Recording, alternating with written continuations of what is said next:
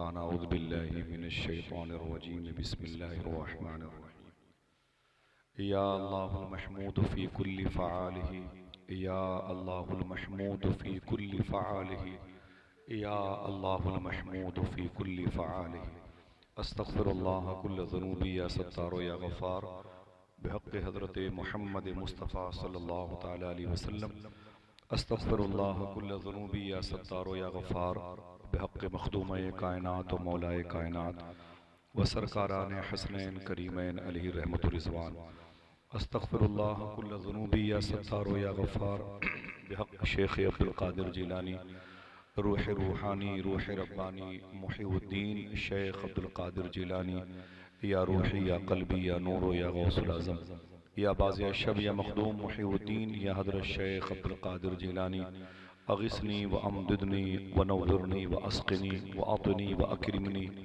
وانصرنی وانظرنی وارحمنی وحفظنی و ارشدنی طلع البدر علینا من سنیات الوداع وجبت الشکر علینا ما دعا للہ داعی بلغ العلا بکمالہ کشف الدجا بجمالہ حسنت جمیع خصالہ صلو علیہ وآلہ۔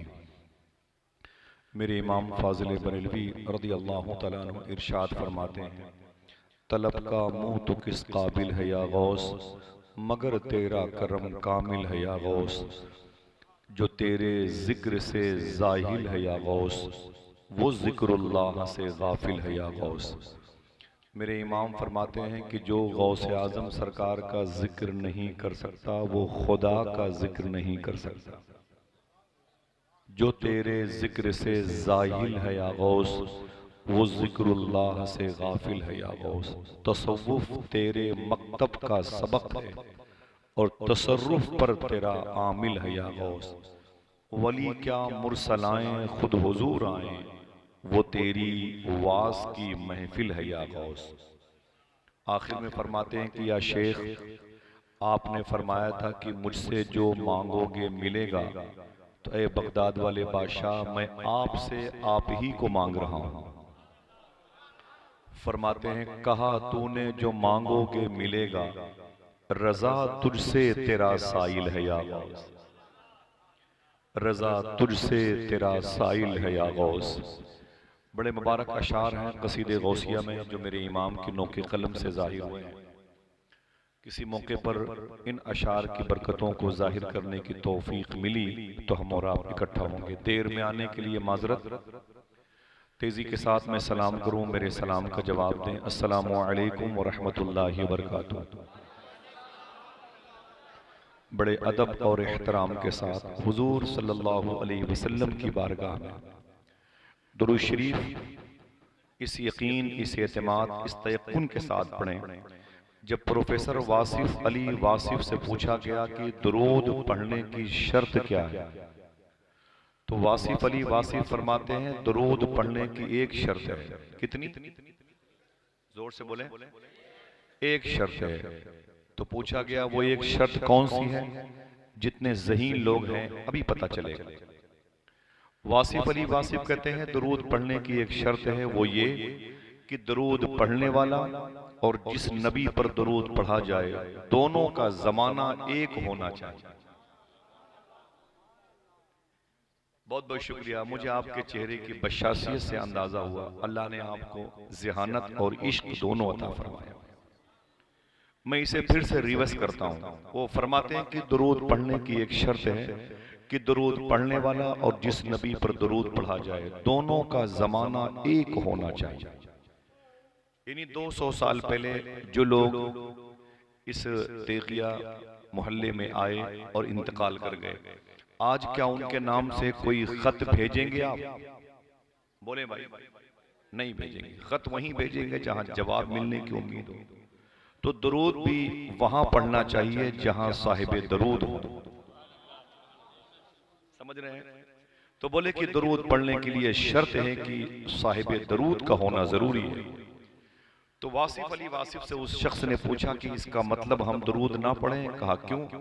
کہا حضور صلی اللہ علیہ وسلم 1450 سال پہلے مکہ شریف میں آئے، مدینہ پاک میں ظاہراً وصال فرمایا، وہی وہ گنبد خضرا کے سائے میں آرام کر رہے ہیں۔ ہم غیر منقسم ہندوستان میں پیدا ہوئے 1400 سال کے بعد، تو ہم نے تو حضور کا زمانہ نہیں پایا۔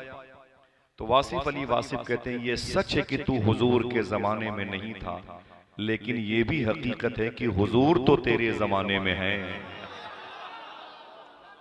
اللہ، اس اعتقاد کی دہلیز پر آئیے محبتوں کا چراغ روشن۔ بولے اگر حضور ہیں تو ثبوت کیا ہے؟ تو کہتے ہیں کہ بہت صحیح وقت پہ روزانہ سورج نکلتا ہے اور ڈوبتا ہے، چاند نکلتا ہے اور ڈوبتا ہے، بغیر پلر کے اللہ نے آسمان کو روک رکھا ہے۔ اس کا مطلب کوئی ہے جس کی وجہ سے روک رکھا ہے، اور حضور ہی کائنات کی ڈلیوری کا سبب ہے۔ لہذا یقین کر لیں کہ ہٹ جائیں گر رسول خدا درمیان سے، لاکھوں بلائیں ٹوٹ پڑیں آسمان سے۔ یہ ساری بہاریں حضور کی وجہ سے۔ جب ایک درویش سے پوچھا گیا کہ درود پڑھنے کا طریقہ کیا ہے، آواز پہنچی؟ بولے پوچھا گیا درود پڑھنے کا طریقہ کیا ہے، تو وہ کہتے ہیں کہ درود پڑھنے کا وہی طریقہ ہے جو نماز پڑھنے کا ہے۔ وہ نماز پڑھنے کا طریقہ کیا ہے؟ تو کہتے ہیں کہ حضور صلی اللہ علیہ وسلم نے ارشاد فرمایا ایسے نماز پڑھو یا تم خدا کو دیکھ رہے ہو یا خدا تمہیں دیکھ رہا ہے۔ پھر وہ کہتے ہیں ایسے ہی درود پڑھنا چاہیے یا تم نبی کو دیکھ رہے ہو یا نبی تمہیں دیکھ رہا ہے۔ یہ حضوری کا طریقہ ہے، یہ حاضر باش ہونے کی نشانی ہے۔ اب آپ سے گزارش ہے، ایک گفٹ ہے، ایک تحفہ ہے۔ صوفیہ فرماتے ہیں جب درود پڑھا کرو تو گردن جھکا لیا، یا اپنی نظریں، اپنا سینس، اپنا دماغ، اپنا خیال، بائیں طرف دل ہوتا ہے، دائیں طرف روح کا مقام ہے۔ ادھر دل ہے تو سر کو جھکا کر کے یا پلکیں جھکا کر کے یا خیالات کو جھکا کر کے دل کی طرف پھر حضور کی بارگاہ میں درود پڑھیں۔ بولے اس سے کیا ہوگا؟ تو صوفیہ فرماتے ہیں جب تمہاری زبان کی آواز دل تک پہنچے گی تو دل کی آواز حضور کی بارگاہ تک۔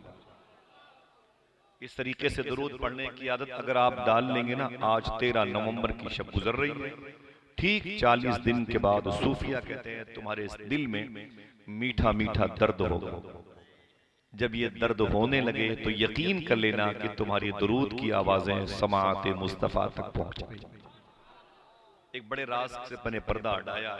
آئیے وقت کم ہے، بڑے ادب اور احترام کے ساتھ حضور کی بارگاہ نور و کرم میں درود شریف کا ہدیہ تبریک پیش کریں اور پڑھیں۔ اللہم صلی علی سیدنا و شفیعنا و نبینا و مولانا نورک محمد وعلی آل محمد بعدد کل معلوم لک۔ سرکاہی شریف کے سرکار کا فیض ہے جو حضور غوث پاک کی بارگاہ سے وہاں تک پہنچا۔ غریب نواز کے ملک میں برکتوں کی اجارہ داری اللہ نے جن کے ذمے کرم پہ ڈالی تھی، ان میں ایک ذات چاند پر فتح شریف میں موجود رہی۔ آج ان کا مبارک علم، ان کی روحانیت، ان کی ولایت، ان کے انوار و تجلیات، اس مبارک خانوادے کی مبارک گدی پر بیٹھنے والی مبارک شخصیت، نور نگاہ مشائخ اہل سنت و عالم اسلام، یادگار مشائخ اہل سنت، صاحب سجادہ خانقاہ قادریہ یوسفیہ تیغیہ یوسفیہ چاند پر فتح شریف، جو میری نظر میں اس وقت کے بڑے بڑے مشائخ کرام میں بہت ہی قابل قدر اور بہت ہی لائق تعظیم اور بہت ہی مبارک اور مسعود شخصیت کے مالک۔ میں نے ان کی تنہائی بھی دیکھی ہے، ان کی انجمن بھی دیکھی ہے، ممبر شریف پر ان کے جلوے بھی دیکھے ہیں، اور ٹوٹی ہوئی جھوپڑی میں ان کے تقوی کی بہار بھی دیکھی۔ یادگار مشائخ اہل سنت حضور مفتی قسیم الحق میاں شاہ صاحب قبلہ، ان کی قدم بوسی کا فیض ہے۔ میں آپ کے قدموں کے نیچے ہوں، ان کے چھوٹے بھائی یہاں پر ہیں، میری تو یہیں تک رسائی ہو تب بھی بڑی بات ہے۔ جو بڑے لوگ ہیں وہ بڑوں کے ساتھ رہیں، ہمیں تو ان بڑوں لوگوں کے قریب رہنے والے جو چھوٹے لوگ ہیں وہ خود بہت بڑے معلوم ہوتے ہیں۔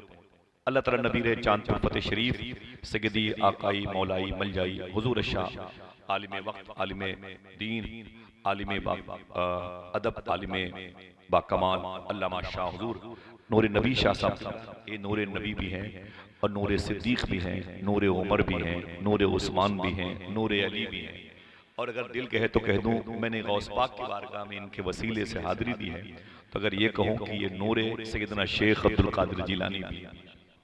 میں نے ان کا ادب حضور غوث پاک کی بارگاہ میں دیکھا، ان کی مقبولیت ان کے جھکے ہوئے سر سے ظاہر ہوتی تھی۔ آج میں ان کے قدموں کے نیچے ہوں. جتنے علماء کرام تشریف فرمائے, اللہ سب کو زندگی میں ایک مرتبہ حضور غوث پاک کا دربار دکھا دے, اور آپ سب کو بھی حاضری کا شرف عطا فرمائے. آمین کہہ دیں. مائک والے بھائی کہاں پر ہیں؟ ہاں ذرا سا ایک کام کر لیں, ایک کام کر لیں, اس کا جو ایکو ہے وہ بند کر دیں, ایکو اس کا بند کر دیں بھائی جان. بہت اچھا مائک ہے, بہت دور تک آواز جا رہی تھی, بہت دور سے شکیل بھائی, راشد جمال بھائی, سراج بھائی لے کے مجھ کو آئے تھے. مجھے ابھی 15-17 دن ہوئے بغداد شریف سے آئے ہوئے, حضور غوث پاک کی بارگاہ سے آئے ہوئے, اور گھنٹوں بھی گھر پہ نہ رہ پایا, اور پھر سفر پہ سفر کرتا رہا. آواز اس کا ایکو بند کر دیں بھائی جان, ایکو بالکل بند کریں. میں بتاتا ہوں نا, بہت اچھا مائک ہے, بہت دور تک اس کی آواز میں نے محسوس کی. ایکو اس کا بند کر دیں اور اس کی آواز تھوڑی سی بڑھا دیں. ایکو رہے گی تو سیٹی کی آواز آئے گی. ایکو اس کا بالکل بند رکھیں اور اس کی آواز بڑھائیں. آپ میری دونوں باتیں بہت آسان ہیں, اس میں کوئی انگریزی کا لفظ نہیں کہ ٹریول بڑھاؤ بیس بڑھاؤ, ایسا کچھ بھی سسٹم نہیں ہے. بہت آسان سسٹم ہے. آپ اس کا ایکو بند کر دیں, اس کی آواز تھوڑی سی بڑھا دیں. اگر یہ آپ کے بس میں ہے تو کر دیں, آپ کا اچھا مائک ہے. ٹھیک ہے, اب آئیے میں بڑے ادب اور احترام کے ساتھ پہلے نعت کے 2 شعر پڑھ دوں. بس اسی کیمپس میں آواز رکھیے گا بھائی, تھوڑی سی آواز اور بڑھا دیں, کسی کو دقت تو نہیں ہے. حضور غوث پاک کے شہزادے سید شباہت میاں فرماتے ہیں, راتوں کو مدینہ شریف میں صدیق اکبر رضی اللہ تعالیٰ عنہ ننگے پاؤں چلا کرتے تھے. میری بہنوں سننا, ان سے عمر فاروق اعظم نے پوچھا تھا کہ آپ راتوں کو مدینہ شریف میں ننگے پاؤں کیوں چلتے ہیں؟ تو سرکار صدیق اکبر نے عمر فاروق اعظم سے فرمایا تھا, میں چپل جوتے راتوں کو اس لیے نہیں پہنتا کہ میری چپل کی کھٹ کھٹ کی آواز سے کسی غریب کی نیند میں خلل نہ پیدا ہو جائے. کہا یہ طریقہ آپ کو کس نے بتا دیا؟ تو رو کے بولے مجھے آمینہ کے لال نے بتایا. بچے بائک سے سیلنسر نکال کے چلتے ہیں, گلی کوچوں سے اتنی بڑی آواز کے ساتھ بائک سے چلتے ہیں کہ غریب عورتیں جو اپنے بچوں کو تسلیاں دینا چاہتی ہیں, وہ بچے ان کے ہاتھ سے گر جاتے ہیں. ایک مریض بوڑھا باپ اپنے ہاتھ میں دوائیں لے کے بیٹھا ہوا ہے, اور ہماری گاڑیوں کی آواز سے اس کے ہاتھ کی دوائیاں گر جاتی ہیں. مجھے بتاؤ کہ اسلامی سسٹم کے خلاف ہے کہ نہیں؟ میں ابھی بھی آ رہا تھا تو راستے میں دیکھ کچھ بچے بیٹھے ہیں موبائل میں گیم کھیل رہے ہیں. مجھے تکلیف تو نہیں ہوئی, ان بچوں کو دیکھ کے خوشی ہوئی ہے, لیکن درد ہوتا ہے. یہ وہ بچے ہیں جن کو اللہ نے درود پڑھنے کے لیے پیدا کیا ہے. یہ وہ بچے ہیں جن کی سماعتوں میں ان مبارک نعت خوانوں کی آوازوں کی گونج کا اثر غالب رہے. لیکن بچے ماں باپ کی تربیت کی وجہ سے بدلتے بھی ہیں اور بگڑتے بھی ہیں. دعا کریں کہ اللہ ہمارے مسلم معاشرے کی تبدیلی کے تمام تر سامان ظاہر فرما دے ان مبارک نفوس قدسیہ کے صدقے و طفیل میں. بڑے ادب سے میں نعت کا ایک شعر پڑھتا ہوں, اس کے بعد حضور غوث پاک کی اگر اجازت ہوگی, غوث پاک کی, آپ کی نہیں, تو تھوڑی دیر غوث پاک کی بات کروں گا انشاءاللہ. کل میں جس جلسے میں تھا وہاں پر میں نے حضور کی 4 بیٹیوں کی شادی کی بات کی تھی, زینب و رقیہ, ام کلثوم اور مخدومہ کائنات کی. پرسوں جس جلسے میں تھا میں نے حضور صلی اللہ علیہ وسلم کی فرسٹ میرج کی بات کی تھی. یوٹیوب میں کبھی جانا کبھی سننا خاموشی سے, تو آپ کو تھوڑی سی معلومات ہو جائے گی. کچھ کمی ہوگی تو مجھے اشارہ کیجیے گا, کوئی غلطی ہوگی تو میں توبہ کر لوں گا مرنے سے پہلے. سنیں آپ بڑے ادب اور احترام کے ساتھ. ایک نعت کا شعر ہے, مجرم عشق ہوں محشر میں یہ پہچان رہے, مجرم عشق ہوں محشر میں یہ پہچان رہے, یا رسول اللہ آپ کا ہاتھ رہے میرا گریبان رہے. مجرم عشق ہوں محشر میں یہ پہچان رہے, آپ کا ہاتھ رہے میرا گریبان رہے, اور یا رسول اللہ موت کے وقت رہے تیرا تصور ایسا کہ ملک الموت بھی کچھ دیر کو حیران رہے. موت کے وقت رہے تیرا تصور ایسا کہ ملک الموت بھی کچھ دیر کو حیران رہے. 2 شعر میں چاندپور فتح شریف کے سرکاروں اور ان علماء کی جوتیوں کو اپنے سر پہ رکھ کے بغداد شریف گیا تھا, حضور غوث پاک کی بارگاہ میں پڑھتا تھا. پڑھ دوں؟ چلیں گے انشاءاللہ بغداد؟ ہاتھوں کو اٹھا کے بولیں انشاءاللہ. اللہ میرے بھائیوں کے اٹھے ہوئے ہاتھوں کی آبرو بچا لے. جو ریکارڈنگ ہو رہی ہے مدھوبنی ضلع ہے, یہ صوبہ بہار کی علمی اعتبار سے بڑی زرخیز زمین ہے. لوگوں کے مکانات سے زیادہ یہاں کے لوگوں کے دلوں میں علم رسول, علم علی, علم رضا کی برکتیں موجود ہیں. دل پکے ہیں ماشاءاللہ. اور یہ پچہی شریف ہے, پچہی شریف کا مدھوبنی کا بیلٹ ہے.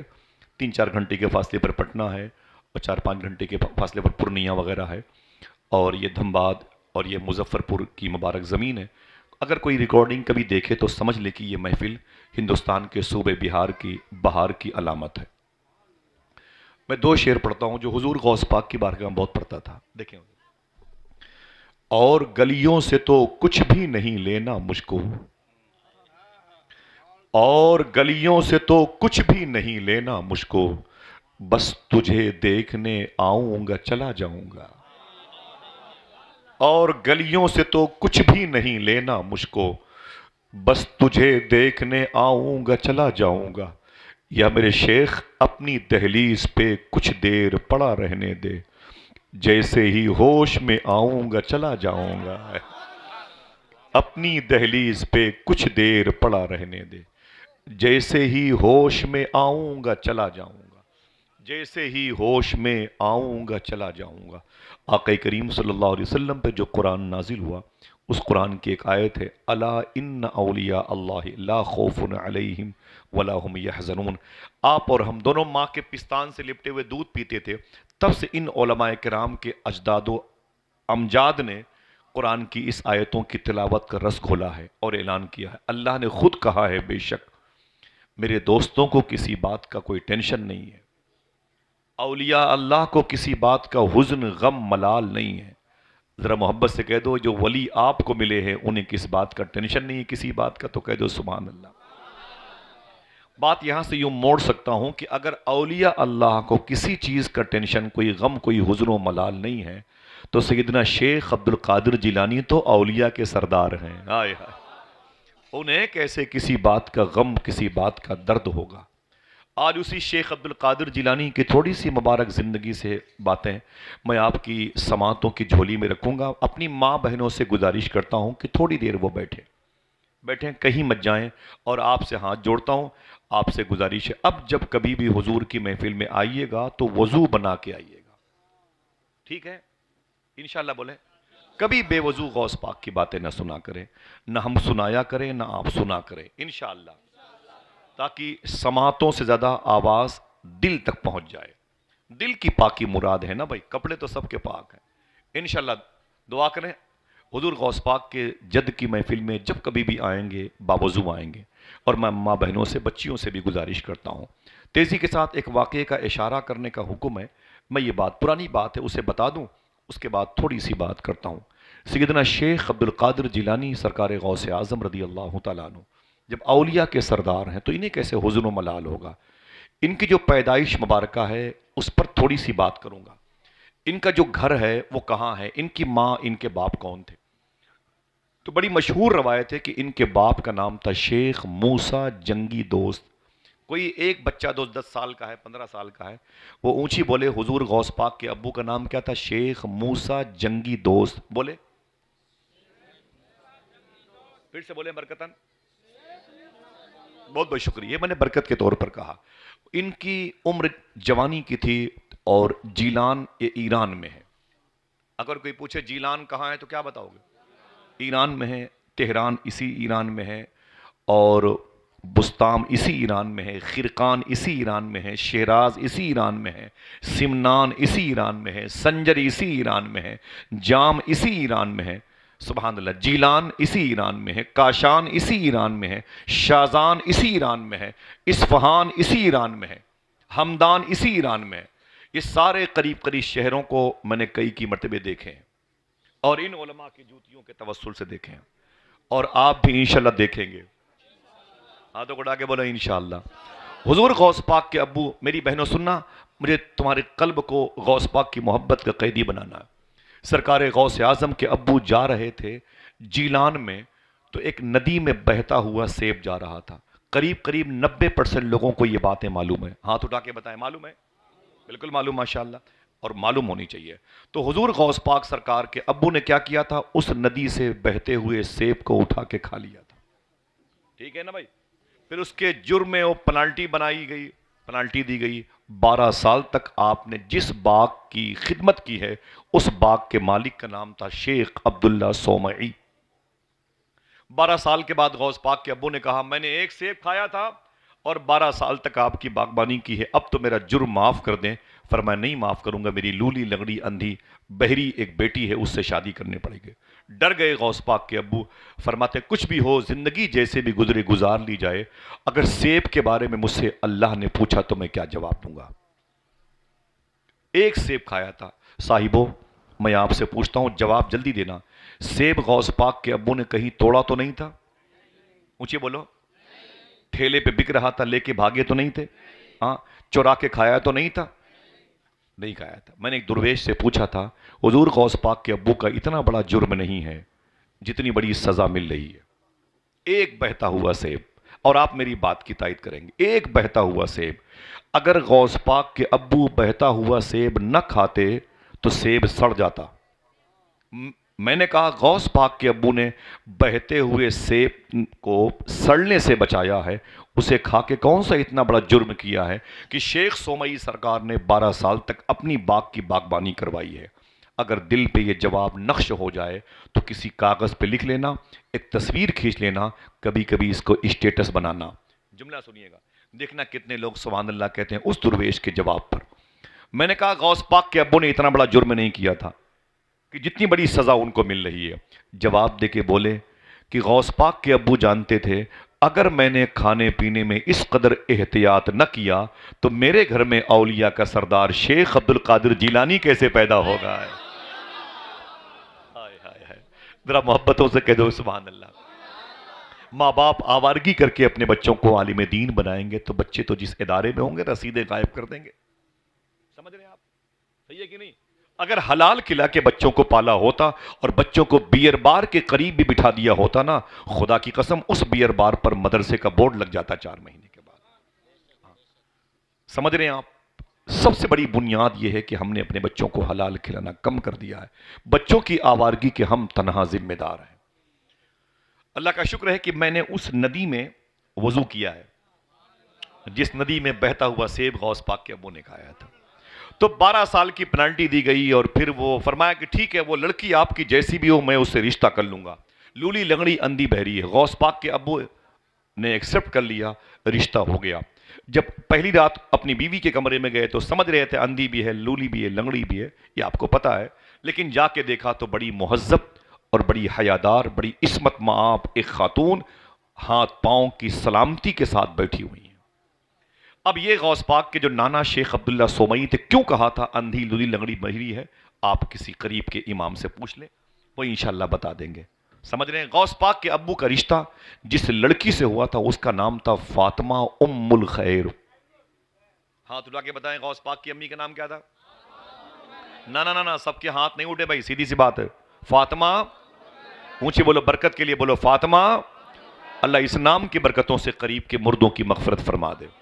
حضور غوث پاک کی امی کا رشتہ غوث پاک کے ابو شیخ موسیٰ جنگی دوست سے ہو گیا۔ یہ 25، 27، 30، 35، 40، 45، 50، 55، 59، 59 سال غوث پاک کی امی کی عمر ہو گئی تھی، گھر میں کوئی اولاد پیدا نہیں ہوئی۔ 59 ایئرس، 59 سال عمر غوث پاک کی امی کی ہو گئی، ان کے گھر میں کوئی بیٹا نہیں پیدا ہوا۔ جب غوث پاک کی امی کی عمر 60 سال کی ہوئی تب ان کے گھر میں ولیوں کا سردار شیخ عبد القادر جیلانی پیدا ہوا۔